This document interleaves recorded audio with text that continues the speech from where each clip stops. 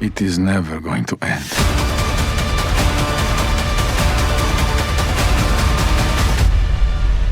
So I just came from watching Apocalypse Z, The Beginning of the End. In Spanish, it is Apocalipsis Z, El Principio del Fin. It is a 2024 Spanish zombie action thriller film. The plot deals with the protagonist's efforts to rejoin his family while the outbreak of a global pandemic begins to turn infected people into aggressive creatures. This is going to be a non-spoiler review of this movie. First off, can I just mention that the main character, his name is Manel. He is a lawyer, but he also, I think, owns a company where he sells solar panels. Yeah. So when the apocalypse begins and the lights go out, he still has power because his house has solar panels. Anyway, he's a very likable main character. He looks like John Krasinski. If you don't know who John Krasinski is, look him up. Or let me put a picture of him here. He looks a bit like John Krasinski. The side characters are also very likable. There's this one old lady in the film. Likable characters. All the characters you meet are pretty likable characters, and I think that's what this movie does very well. The zombies are very scary. They're very fast as well.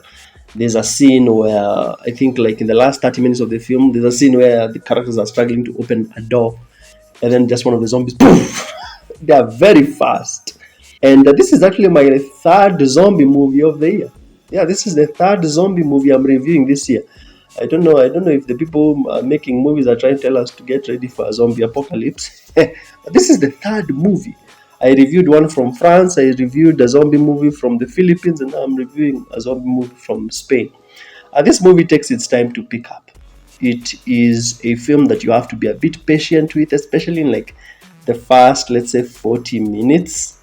Yeah, it really takes its time to pick up. The core themes of this film are loss, L-O-S-S, loss, but also the film is trying to tell you the film's key message is that time is never really on your side, and things can always change very easily. That's actually the whole point of the movie. Someone might think, this is just another zombie movie, but the point of this movie is that time is never on our side, and things can change very easily.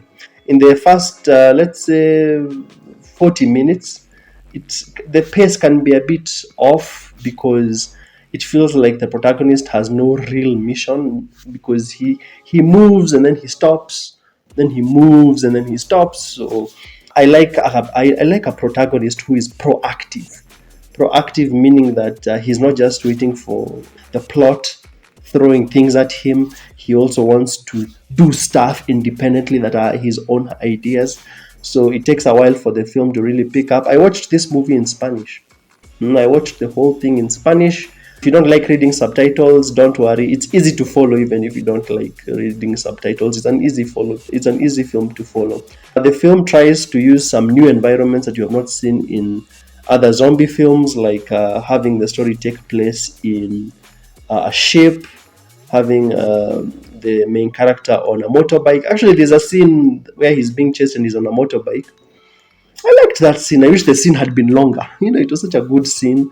And this isn't like a disaster film. A disaster film where like there's earthquakes and zombies everywhere. Yes, the world is ending and there are zombies everywhere, but it's not like this big scale disaster film. It's mostly just a character film, a character centered film with one main core character as he tries to move from point A to point B to reunite with his family, and he ends up meeting other characters along the way, and in between he's meeting a lot of zombies.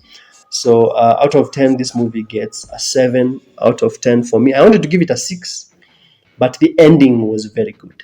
The ending was very good. I don't like those movies that wrap up the movie and then have like a nice neat bow tie type ending. No, this movie, the way it ends, the ending was very good. The last like 20 minutes and the ending before the credits, very good ending. I like those type of like cliffhanger type endings where the ending is sort of like uncertain.